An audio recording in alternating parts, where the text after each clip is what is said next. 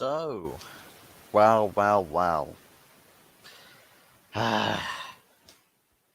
Burnley nil, Manchester United 1. And what a bloody relief. We won again. And, much like my pinned comment, we won it the United way. But, Fuzz, the United way is to play attacking football. The United way is to, be scoring loads of goals and, look like a really sumptuous team.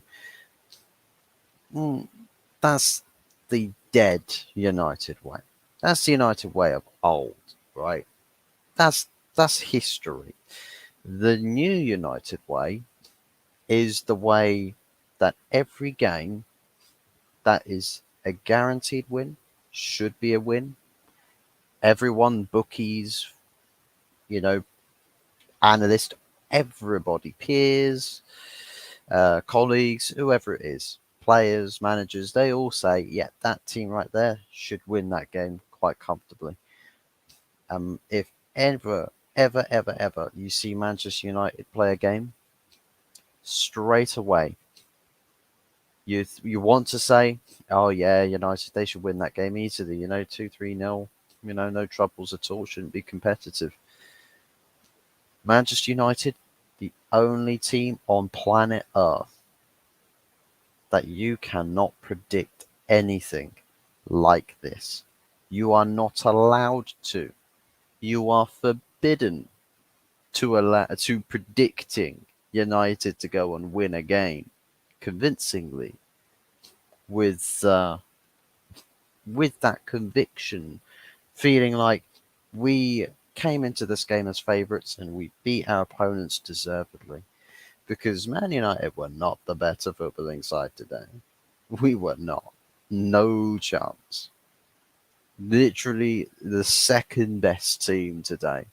And Moments FC from prime Ollie days has struck again. It has struck again, and we have been blessed with fortune that Fernandes has a bit of talent in his feet that he decides to turn into prime Robin van Persie and just strike a ball on the volley and back of the net. Moments FC, really jammy way to win a game.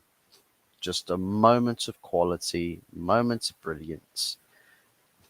And we get away with bloody murder. And there's one thing that does need to be highlighted here is a very distinct lack of substitutions in this game, a lack of changes when the game desperately needed it, when the team desperately needed it.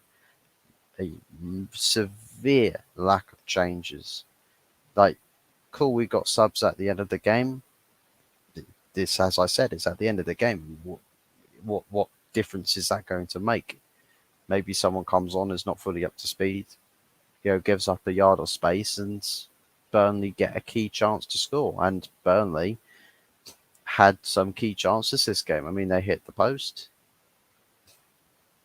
They could couple of inches difference could have been the difference between conceding a goal and not conceding a goal.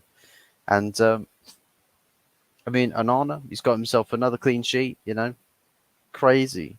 We're living in crazy times. I mean, goalkeepers for Manchester United in the modern day like to concede hundreds of goals, but attain some higher number of clean sheets. So there's going to be it's just a weird one, right? This whole game felt weird. It was not a pleasant watch by any means, and the fact that a lot of people have had to end their Saturdays watching that, I am so sorry.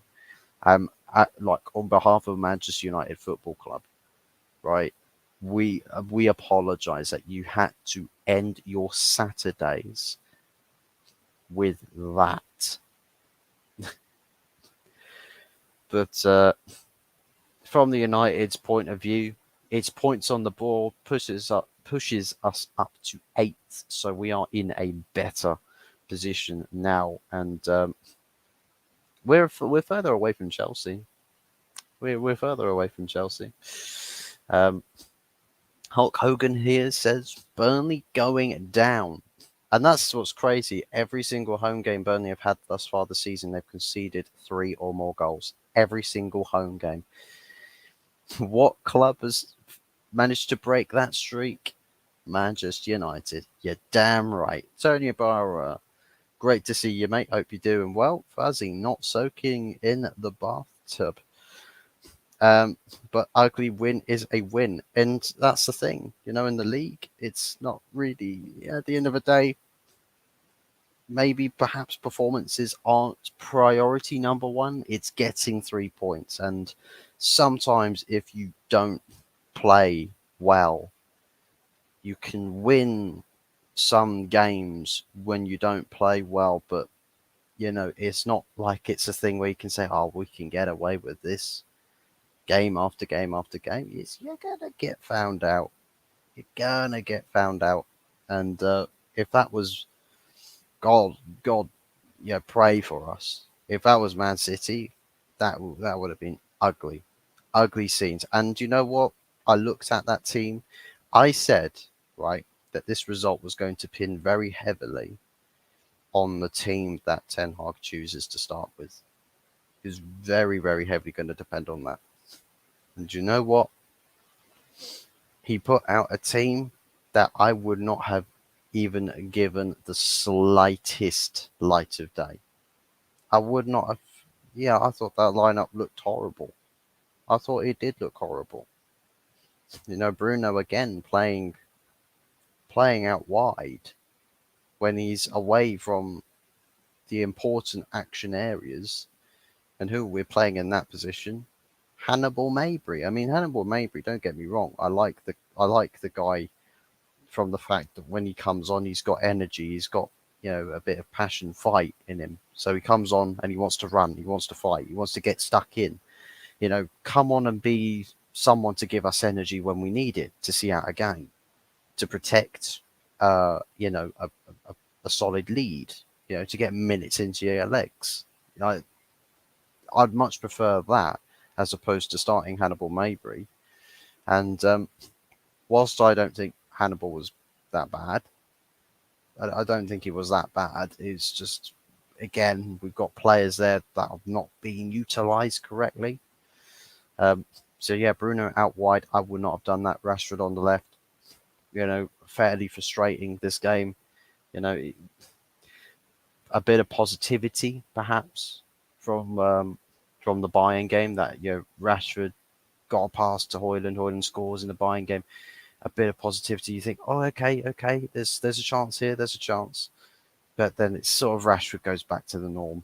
He reverts a bit to type, and that's not good. And patience, where it's already, I feel, quite thin. There's been quite a lot of people that have not liked, not been very happy with Rashford at all this evening. There's a very short fuse there, and Rashford is absolutely willing to light that fuse yet again and potentially blow himself up. And that ain't good. And Alejandro Garnacho, I believe, was sat on the bench today. Sat on the bench and not one single minute was seen. We made two substitutions today. 2 substitutions. The first substitution, right, came from Serge Reguilon, who, by the way, is now, I believe, is injured. We have one fit fullback at the club. One fit fullback. We have 5 first-team fullbacks. It ain't looking too good, fam.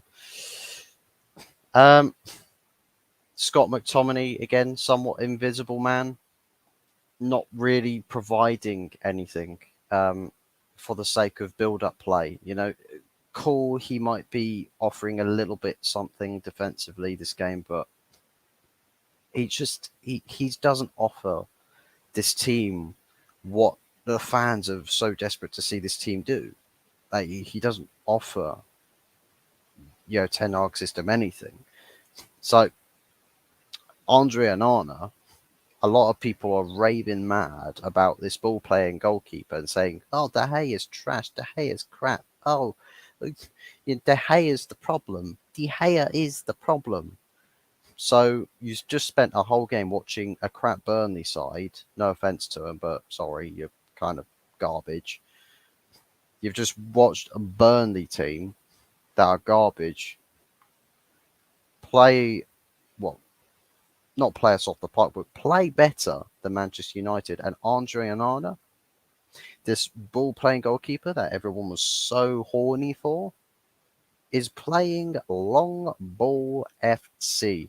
And by the way, they weren't like these super accurate long balls by any chance. They were literally just kicking it to relieve pressure, to relieve danger, to try and connect an area of the pitch because the midfield was vacant yet again. I mean, De Gea was the problem though. De Gea was the problem, but I was adamant, absolutely adamant. There are so many other holes that needed to be fixed. So many other problems that are priority over goalkeeper.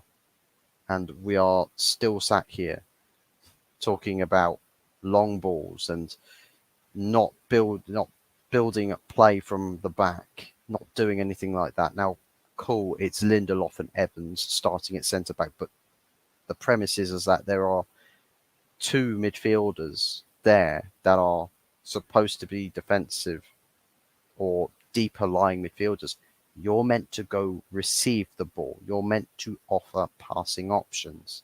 You're meant to connect the play, but you are running away. You are hiding. You are standing. And here's the thing: you'd think if there are players not going to create a passing option for the goalkeeper, you would have thought, okay, well, maybe that players disappeared off up the pitch to receive a long ball because that would be the instruction. Nope. Nope. They sit awkwardly. So it's like you can't play a long ball because they're too deep for that, but you can't play a short pass because they're too far up the pitch for it. So they're right smack bang in the middle where it's like, please don't pass to me. I'm not available for you. Centre back receives the ball under pressure. Midfielders are still nowhere to be found, and that's a reoccurring theme, and that's why I believe Amrabat is going to be so essential, so important to this team, because he's going to be someone that's going to be like, okay, yeah, give me the ball. One of the only players at this whole club that will play in that position and say, yes, please, give me the ball. I want the ball. I want the ball. Long Ed Yeti, good to see you, mate. Big ups to you. We got away a little bit with bloody murder once again. We got away with one. Whether we call it smash and grab, it was probably a 50-50 sort of game where Burnley played as the better, like maybe a 60-40 or a 55-45 type game. And Burnley had the better performance on the pitch, but we had a key chance and we took ours. Burnley didn't, and that's kind of the story of the game. That's kind of how it went. That's how the cookie crumbled. So yeah, we're quite fortunate, quite lucky. But 3 points in the Premier League is 3 points, and it's important.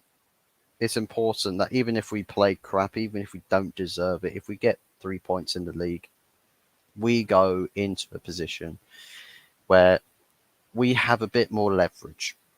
We are obviously better positioned. So 9 points joint with Aston Villa, 1 point behind West Ham, and what is it? 3 points? Yeah, 3 points behind Brighton in fifth. And then 4 points behind Arsenal. So basically, we just don't want to be out of sight before long. And with Manchester United, the fixtures coming up with what we've got Crystal. Well, how about this? Literally, how about this? We play Crystal Palace 2 times in a row, both of them at home. So we've got Palace on the 26th, which I believe is on Tuesday. Palace on the 26th on Tuesday in the EFL Cup, and then on the 30th, 4 days later, on the Saturday, 3 o'clock kickoff, Manchester United hosting Crystal Palace. So we play them twice in a row, 2 games that should be winnable. 2 games that should be winnable. Then we have Galatasaray. How about this? We've got 4 home games in a row. 4 home games in a row. Crystal Palace twice, Galatasaray once, and then Brentford once. And then we've got Sheffield United away. Then we have Copenhagen at home straight after that. And then we've got Man City at home. So we've got a run of fixtures here where we should be trying to win and get some confidence into the team, get some confidence going. We've covered first base. We've collected 3 points. We've got a win under the belt. An away win as well. I think United squad will be looking to be quite relieved to see that it's going to be home games for what feels like a long time now. And literally, I think it's after the international break. I think there is a October international break before we next play an away game. So listen, Man United should be going out there to win all the next 4 games. Win next 4 games and just get that confidence flowing and just start to grab something to build upon, Jaminio, good to see you, mate. If you are watching that, I apologise for watching the game. I'm very sorry that a lot of people's Saturday night takeaways have been severely spoiled by trying to watch Scott McTominay and Johnny Evans. Scott McTominay tried to play football, and Johnny Evans trying to wind back the clock. And do you know what? As much as I, don't understand why Johnny Evans is at all back at this club, Johnny Evans, fair play, stepped up a level tonight. Actually did better than I think most people would have assumed he'd do. He was all right. I think he was probably the better centre back out of the 2. He unfortunately had a goal ruled out for an offside, which, do you know what? I think there's probably other cases where that goal gets given. We've probably had goals like that where people say, "Oh, it should be offside," and then they give us the goal. It's just the luck of the draw. But he actually stepped up. He actually tried to lead the back line tonight and actually deliver a good performance. And fair plays to him. He somewhat did. It's just the midfielders created a problem with a lack of control. They had more possession than us, better passing accuracy and all of that stuff. I heard Scott McShite is well and truly back to Scott McShite, minus 10,000 settings. Well, he is. And the fact is he's been given 3 chances on the bounce to actually put in good performance, and he's failed all 3 times. 3 games in a row, 3 failed performances. Amrabat starting for this team can't happen soon enough. Watched a while, but the stream kept cutting off, so I just said, fuck it, and stopped watching. Fair plays. I mean, it's probably the internet telling you, please don't watch this. Please spare your sanity. Please spare your sanity. There is much more productive things you could do with your time. Just out of curiosity, do you know who Thumbaldinho is? He's an actual United fan that I can tolerate. That's the first. Thumbaldinho. I have not. I am not. I mean, it sounds like a troll name, so if that guy's actually real, then I mean, Christ almighty. Let me actually have a look. Is that actually? No, I don't see. I don't see no Thumbaldinho. I don't see no Thumbaldinho. Probably having me. Somebody is one of the worst midfielders in the league. Yeah, you are wank. That's one way of putting it. But yeah, to be fair, no, he's actually real. He's absolutely hilarious sometimes as well. I don't actually know.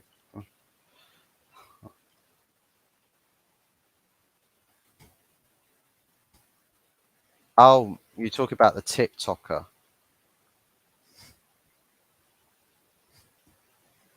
Yeah, TikToker, Dumbledore. He's mostly on TikTok. One of the few people on that shithole that I actually like. It's a shame for you because I don't associate with TikTok. I just don't make an account. I just don't make an account. It's mutant. It's a mutant platform. Too many weird, strange individuals trying strange trends that our ancestors look down in shame. Great, dishonorable shame that their bloodline has resorted to degeneracy in a 7-second video. It's yeah, it ain't great out here. It ain't great. He hates McTominay more than I do. That's saying something, mate. To be honest, I as far as hating players go, I hate McTominay as a player. I hate Maguire as a player. I hate. There's quite a few players that I hate as players because it's just like you watch them play. They try to play football. And you're just like, please, for God's sakes, just stop.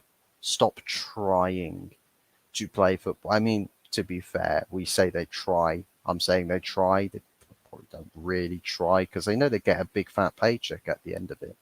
You know, just stick in there. You know, hold on tight, and you know, try and put together something that can at least resemble a performance. And yeah, duck your head for the fallout if it all goes tits up. Scott McShite trying. What world are you living in? Well, that's what the media say, Jaminho. That's what the pro British media say. They say that players like Scott McTominay, what is it? Punditry. Who was it? Souness? Did Souness say it? That Scott McTominay walks right back into this team.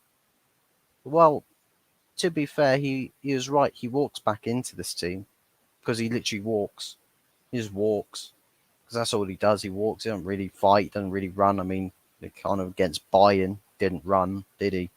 Just kind of like let it go and just watched it all happen. Watched it all unfold from a distance. Wolfgang Division, good to see you, mate. Well done on the win. Oh, I, we say well done for the win. Well done to the United fans that got through that, right? That's yeah, I'm proud of y'all. That's a real mental stress test that you've overcome, and at least you're through the other side of it in one piece, right? So I say big ups to every human being that has watched that game and has managed to keep a respectable number or numerical count of brain cells. McTominay is one of the laziest players I've ever watched. 3 points is all that counts. In the league, it does. 3 points is all that matters in a league campaign. You can talk about performance and, winning the games in knockout competitions and all of that. How you win. It's not, it doesn't matter. But as far as winning games, it doesn't matter how you win as long as you win. But it's like when you talk about losing, as it tells a lot. It speaks a lot, speaks volumes as to how a team would lose a game. So yeah, it's definitely just critical, mission critical, win 3 points. About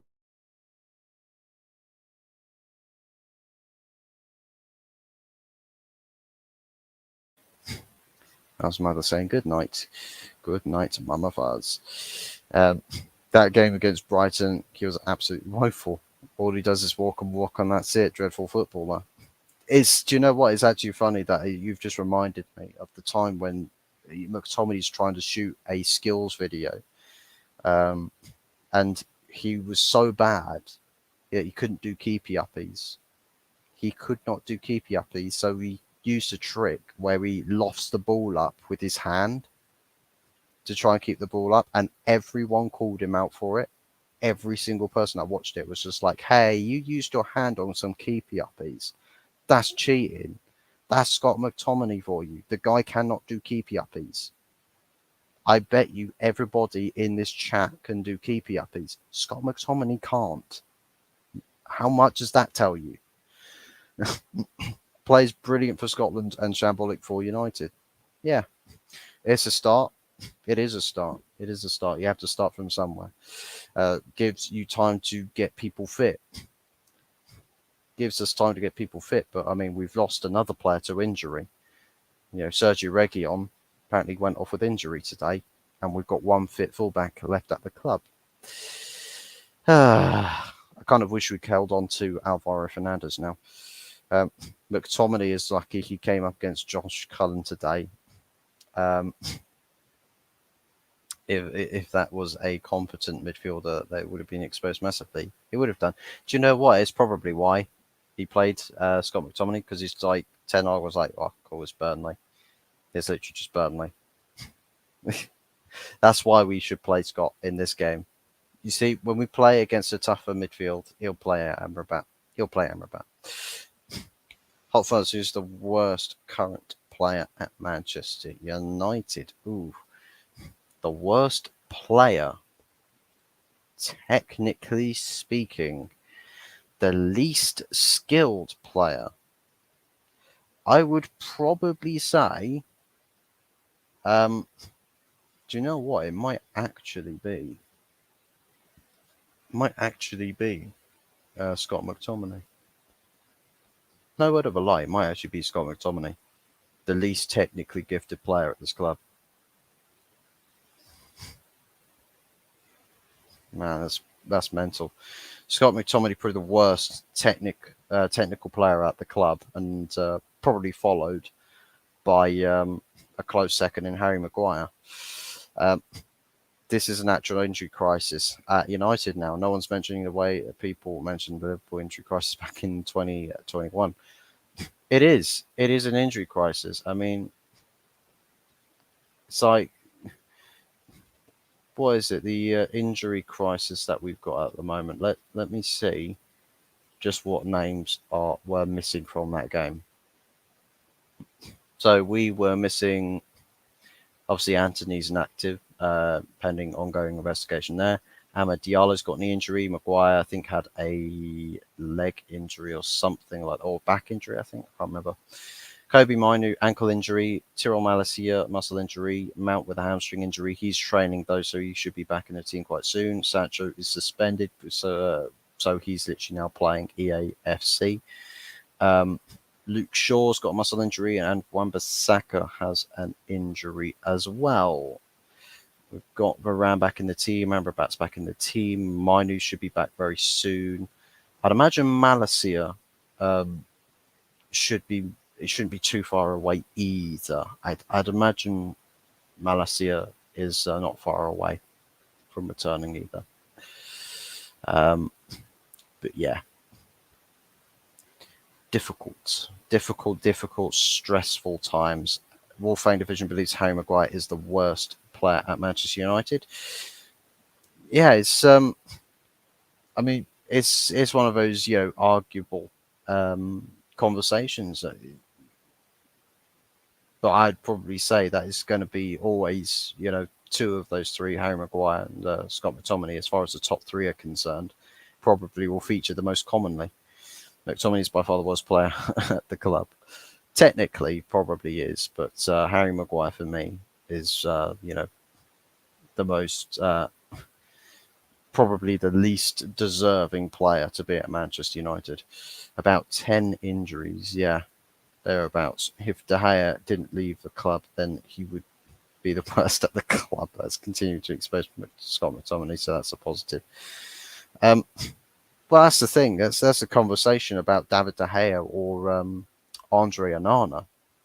That's the conversation that I think a lot of people are having. Is that we deemed David De Gea as a problem because of all the long balls, because he's not playing out from the back, guys. He's not passing to centre backs. He's not doing this. He's not doing that. We've got a ball playing goalkeeper that everyone wanted, really, really wanted, and he's playing long balls against Burnley. So your ball playing goalkeeper has just defeated the entire argument that De Gea was the problem of last season in one game. He's just defeated a whole season's worth of agenda. But De Gea was the problem, guys. To me, the goalkeeper was not the priority. That midfield that is taking away the game from the goalkeeper and exposes that defence is always the problem. Was the problem before, is still the problem now.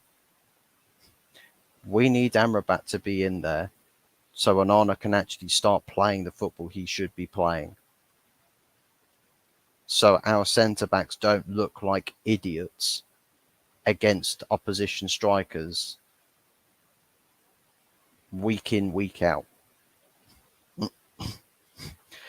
Malacia is a bit shambolic as well. Malacia is actually okay. He's all right. You ask him to do a job, he'll do a job. Maybe a bit raw around or rough around the edges, but got a lot of pace on him. Hella pacey. Jan need backup. We do already. It's funny because the emergency left back cover that we signed in Sergio Reguilon is now injured. He signed him because we had injuries at left back, and now he's injured as well. Yep, it's peak out here, guys. It is peak out here. So now we're going to need to pick up some free agent or some left back that's not playing. I wouldn't put it past United to try and go and pay a bail release clause to Prison FC to bust Dani Alves out of Brazilian jail and get him into the team because we need a fullback so Delo can play left back and we have Dani Alves at right back. I wouldn't put it past this club, They're criminals, all of them. United are lucky to have a competent manager. If Ten Hag got hit by a bus and Steve McLaren took over as manager, then you will finish 18th with him as manager and this group of crap players. Do you know what? Ten Hag today gave me a bit of concern because he wasn't eager to switch things up or make substitutions or changes, which realistically jeopardized the whole game because Burnley, they were starting to get on top of things and he was just holding off on the subs. So it wasn't like he was actively doing everything he can to stay on top in the game or to try and extend the lead. It's like you score one goal and just try and see it out. So I think the lack of action from Ten Hag today, risked jeopardizing the result. And I think we were relatively fortunate to get away with winning the game, but we'll take the points as they are. Thank you very much. Yes, please. Onana astronomically clear of De Gea and of, I suppose, as far as modern goalkeepers are concerned, he is, quite fairly clear of De Gea, but again, it's just not one. It's not really the goalkeeper's faults these days. It's all to do with the midfields. De Gea was one of the worst goalies in the league last season, and that is why the worst goalkeepers win the Golden Gloves. Always a hole somewhere now. Yeah. There's always a hole somewhere. Everybody's got a hole. That's what she said. But the midfield was the biggest issue, but David De Gea needed replacing. I would agree with that, but it's like, as I've said, the priorities. And the thing is prioritizing a goalkeeper. It's like before the summer started, you would have said, what does United need? Right, we need a new striker. We need a couple of midfielders, right? We need another DM to partner Casemiro, and we need someone as depth. We need to offload some players at the back. We need to get rid of centre back and whatnot. And then you would go the goalkeeper. We can, if we've got, you know, if we've got the resources left over, we can explore the goalkeeper market. We instead chose to sign an attacking midfielder, which was not on the agenda. We don't need an attacking midfielder. We didn't need one. We signed an attacking midfielder that we didn't need. We then signed a goalkeeper that was not priority number one. We then signed the striker, which we overpaid on all three transfers up to that point, and then left literally nothing left over financially to then sign the real priorities, which were the midfielders from the DM's position to the box to box. We vacated it. We abandoned ship. It's like the captain on the Titanic gets hit by the iceberg and decides, you know what, screw this, I'm jumping out. He's the first. Everybody else, well, there's only one lifeboat on this cruise ship, and the captain is taking it. It felt like that. But the way United are going, it wouldn't surprise me if you got signed Paul McShane for a third time. I mean, if Ollie was still here, I mean, the guy Ollie wanted, the Longstaff brothers. I'm pretty sure he wanted the Longstaff brothers, but that's actually interesting because even now, Ole Gunnar Solskjaer's done an interview where he's actually somewhat exposed a lot of the activities that went on at Manchester United Football Club. So, Prison FC, absolutely. The Golden Glove papered over huge cracks up, let's be honest. I mean, don't get me wrong, like, mistakes are quite prevalent in a goalkeeper's game. It's like, cool, if David De Gea has made a mistake, you've seen Alisson make the same sort of mistakes. Raya's made those mistakes. Not Davison Sanchez. I mean, he is quite a Mr. Fumble calamity over there. Renato Sanchez. Is it Renato Sanchez? No, it's not. It's whoever it is. The goalkeeper for Chelsea, Sanchez, that used to play for Brighton. He's made howler mistakes. Who else? Ederson has played some dodgy passes, which he shouldn't have done. I mean, it's prevalent in every goalkeeper for every team. It's just United were punished for it a lot of the time because we had Calamity Maguire playing at the back at those times, but also a non-existent midfield where someone would come back and actually be in the ideal positions to receive the ball. So the whole build-up play aspect just didn't exist. Like it was non-existent. So David De Gea, Ederson in that team playing that football, Ederson might have been clowned on several times that season. Alisson playing in that United team last season might have been clowned on. Like, De Gea was not the ideal choice of goalkeeper to play this build up and build out from the back, but every goalkeeper was not going to be the perfect option when you haven't got a midfield that does not ease pressure on the team playing possession from the back. It just wouldn't work. Constantly making mistakes, leading to goals, conceding 7 versus rivals can't save a shot without worry of failing to catch it. Awful distribution. I mean, we've kind of seen most of those same factors with Onana already this season. Goalkeeper, centre back, striker, midfield, and winger were needed in the window. Yeah. But United got work to do. Yes, we do. We've got lots of work to do, and we've got 4 home games on the bounce now to do the work. Every season they have work to do and always fail to do it. It's like the kids, school kids with homework. They leave it till the last day, like the night before it's due in, and they'll do it then, but most of it's all wrong anyway. So it's like they'll act until we'll leave it till last second, do the homework, get all the answers on the question sheet wrong, and be like, "It's fine, guys. It's fine. Don't worry about it." Robert Sanchez. That's it. Sanchez had done okay. I think they've all done okay, and that's kind of about it. The thing about De Gea is that happened one too many times. He was awful. You just hate David De Gea. That's it. You just hate the guy. Look at the defence and midfield in front of him. Yeah, exactly. I mean, Onana, look at the defence and midfield in front of him. David De Gea was the same point, but the problem is that no one cared. No one cared back then about the midfield and defence.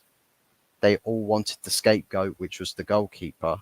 But now they've got the ball playing goalkeeper. It's no longer like, don't talk about the goalkeeper anymore, guys. He's not the scapegoat. He can't possibly be at fault for anything. He can't possibly be at fault for anything. It's all the midfield and the defence's fault. But the same mistakes are happening here.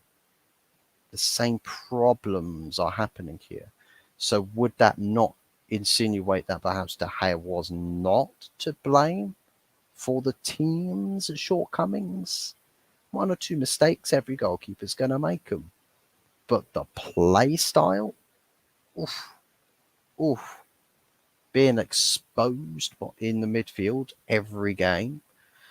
Against Sevilla, your fans blamed Harry Maguire for that goal, but it was David De Gea's fault for passing to a man who was marked by 3 Sevilla players.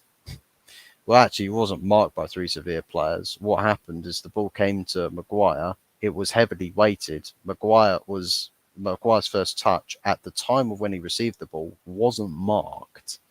The passing lanes were open but narrow. The ball was fired into him. He took a heavy touch and played himself into danger when Maguire had options to play the ball quicker. So it's like, even if it's adding pressure to a situation, Maguire didn't deal with the pressure. Not as good as it should be. No, the age thing about Kane, mad. It is mad. And, big ups to Harry Kane, scored a hat-trick today. I know it's against Bochum. I think the team's name is. 2 open play goals and a penalty. So yeah, it's big ups to him. He's finding his feet in Bundesliga. I think he's adjusting quite nicely. He's getting used to things in Germany. Thanks, Fuzzy. Just reminded me of English homework due on Monday. I still won't touch a pen or pencil. Man, got to do that homework. Get it all done. Even though I kind of got away with not doing homework a lot of the time. Same thing with us. Yeah. Don't hate De Gea. Just realised he was well past his best. Rated him between 2015 and 18. Realised earlier this year that he's just not good enough. Yeah, he definitely lost an edge, but still wasn't a priority problem. Firmino, get that pen and pencil. Get them rulers, get them protractors out. Get all of that stuff out. I don't know why you're using a protractor for English homework. Get ChatGPT out. That's it, Firmino. Just get ChatGPT out. Write you everything that you need to write. And then instead of writing or copying and pasting or anything like that, just write it down. Exactly what ChatGPT recommends you.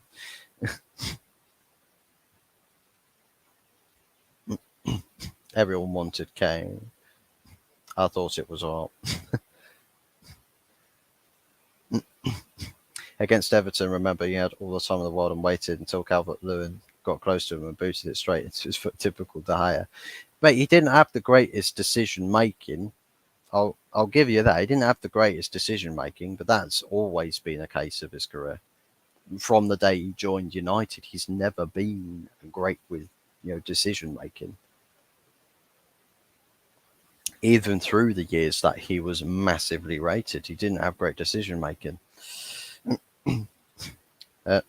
Arsenal, you were unlucky, inch offside.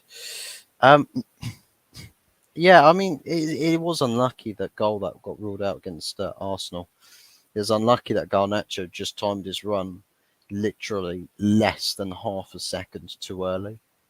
Literally half a second too early. Just in an alternative, in a parallel universe, Garnacho decides for whatever reason he fancied running like a nanosecond later, and he's onside and he gets the goal and the goal stands, and we go on to win that game. I mean, it's the fine margins of football. De Gea's decision making and distribution was the worst in the league by far. Shot stopping, okay, I'll give him that. He was all right. It's why he kind of won the Golden Glove, and those shot stoppings that he made won us that many more points than it lost us. So,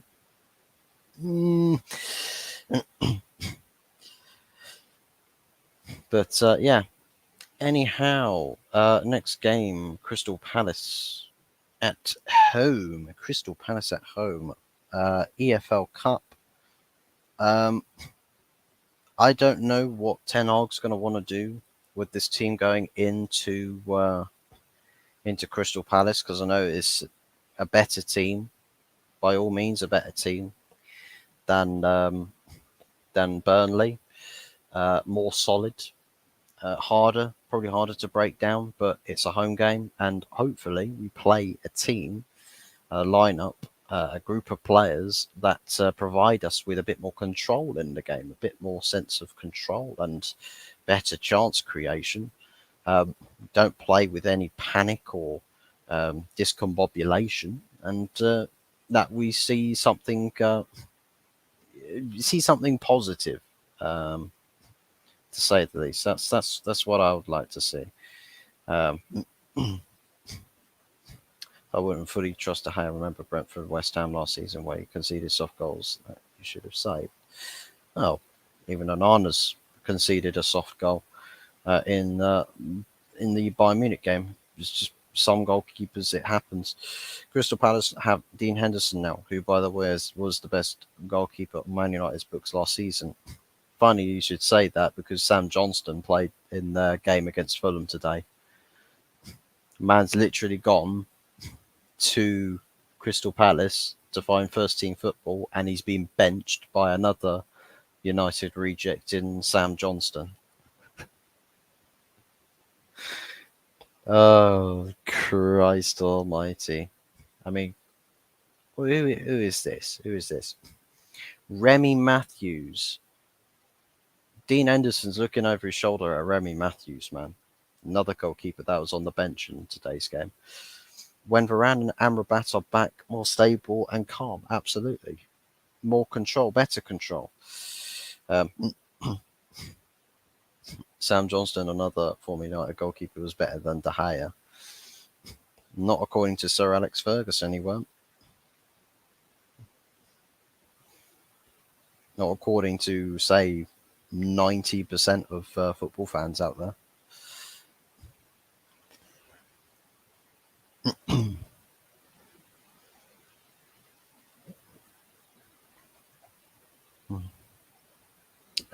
That's the last of my chocolate milk. My chocolate milk has run out, people. I think that is probably calling for the end of the show now, as my chocolate milk has run out. So my self-destruct button has been pressed, and the countdown timer has begun.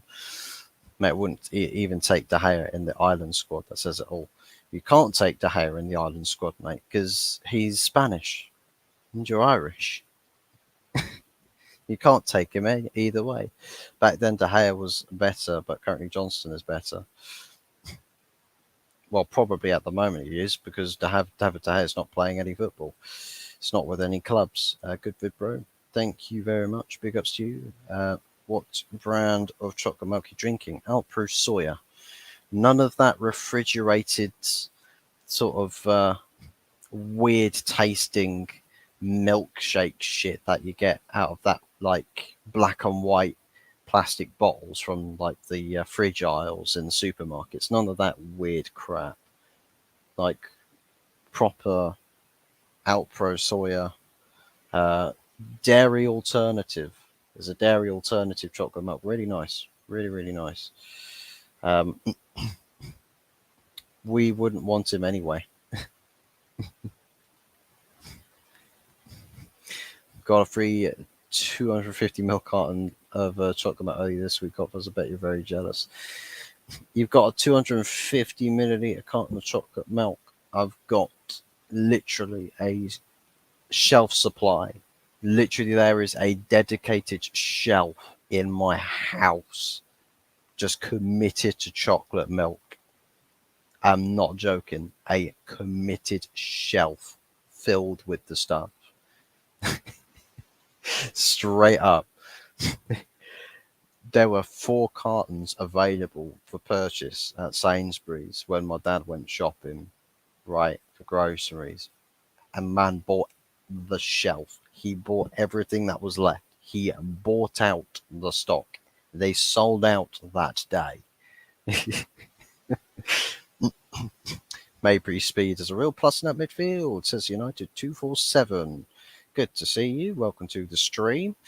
Yeah, I think Maybury, I like what he has to offer in the energy sense. It's like Fred, isn't it? It's like Fred. I mean, I guess with Maybury, his abilities a bit raw, a bit rough around the edges, but because he's got that energy, he's got the engine on him. Like he just runs and runs and runs and runs and runs. He presses, he presses, he presses, he presses. He'll probably be more likely to go into 50-50s and challenge for the ball. And sometimes it's just the energy. You just need a Duracell bunny, just stick him in there and off he goes for a solid 90 minutes. And, fair play to him. He did a 90-minute shift today. Didn't have to do anything special. Germinio stole the show and the milk. Ah, you bastard. Mods, go ban Germinio for stealing the show and stealing the milk. Ban him from the show for stealing the show. Ban him from the internet for stealing the milk. But it was free, so he was the real winner. Mate, I'm still the winner. I will get that Alpro Soya sponsorship deal. I will be appearing on a television screen near you or a cinema screen near you advertising Alpro Soya chocolate melts. You'll see this thing. Whatever this thing is, it'll be on your TV screen soon, promoting chocolate milk. Can bet your bottom dollar on that. Full shelf of it, yeah. Alpro Soya protein. Yes, it is. It has got good protein in it. It's a 10 out of 10 in milk foamer. Well, I rate it a 10 out of 10. Wilma, you miss Fred. I do miss Fred. I'm forced to strain my eyes trying to process Scott McTominay playing football. It hurts. It really, really hurts. Fred's out there just soaking up the sun of Turkish football, and is loving life. But Scott McTominay is just trying to play football. As a hot chocolate. Oh, so Alpro Soya is a hot chocolate. I've not actually tried that yet. I've not tried anything like that. I mean, I've got like a long life sort, so it's not refrigerated until you. Well, yeah, it's not refrigerated until you break the seal on the cap. If you want milk offers, come to ploughing next year, Irish event annually. Kept it going into the milk stand to get a free carton every 15 minutes because the people at the stall forget. I go with that fuzz. Fuzz in the choco milk, fuzz. Yeah, literally. If I ever release merchandise, I'll make sure that I release a shirt that I have a catchphrase, and it's me with a pint glass of chocolate milk. I can imagine that Tony Ibarra will be one of the first people to make a purchase on a shirt that's got that on it. Can almost guarantee it. I was a huge Fred fan. We need that entropy. We need the engine. We need someone who's going into 50-50 duels, who wins the fights, who wins the battles, because it's going to be a very physical, a very tough league where we need a lot of energy, a lot of pace, a lot of depth. And I know Scott and Ericsson, they're not going to give what we need. Not going to give what we need. So I think Hannibal Mabry might actually be sought after quite a fair bit this season. What would be interesting is Donny van der Beek's made a return to the squad, to the playing squad today. Is he going to get minutes as well? Because I wouldn't be against Donny van der Beek getting into this team. Fred wasn't even as bad as people made him out to be. We're clear of that Scottish fraud McCrap. Yeah, much better than McTominay, but it's just mad inconsistent. Mad inconsistent. But it is what it is. Fred is playing a blinder in Turkey too. Rest in peace, Fred. Pastor Fred is being able to exercise his demons in Turkish football. So big ups to the man. He's loving life, and probably sooner rather than later is going to be enjoying a wind down to his career and just enjoying the minutes that he has left to play. So yeah, completely respectable. But anyways, I think that concludes the stream tonight. Big ups to everybody for tuning in. Really appreciate all the love and support. Big ups to everybody that has smashed a like on the stream. We're on 10 likes. What would be major is if we ended up hitting something like 20 likes from playback. So really appreciate all the love and support you guys have shown me on today's show. Let me grab up the live subscriber count onto 107 subscribers. So big ups to everybody for subscribing. Thank you ever so much. It really means the world to me. Thank you. Also up to 11 likes now. I see that. Big ups to everybody. Thank you very much. And big ups to the people in the chat who's kept the show lively.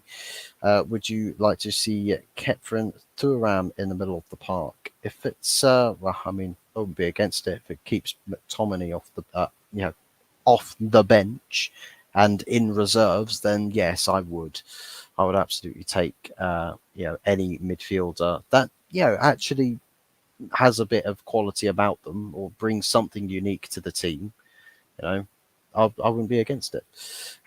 Cool, subbed you there. Thank you very much, United247. Really appreciate the love and support, man. Big ups to you, and welcome to the channel, by the way. It's the first time seeing you around these parts, and hopefully we see you back here plenty more times. We'll most likely be back again tomorrow. Have to see what goes on. Big game tomorrow, guys. Big game. It's Arsenal versus Tottenham Hotspur. A lot has been said, and Arsenal fans have got a lot to say. Tottenham fans got a lot to say. Manchester United have won their game this weekend. I can kick back and relax and watch that game in peace. Right? That's a luxury. That is a luxury. United fans can now kick back. We've got 3 points today. Can kick back and relax and watch these two North London clubs try and battle it out for supremacy. Let's go Postacoglu Ball. So we've got someone repping the Spuds. Repping the Spuds. Big Ange Ball. We're loving Big Ange instead. We are loving Big Ange instead. But anyways, thank you very much, guys, for watching. Take care. Goodbye. God bless, as how Terry Flewers says it on Football Terrace. Thank you very much for watching, and we'll see you again real soon. Enjoy the rest of Saturday night, and we'll see you on Sunday. Take care. Goodbye and good night.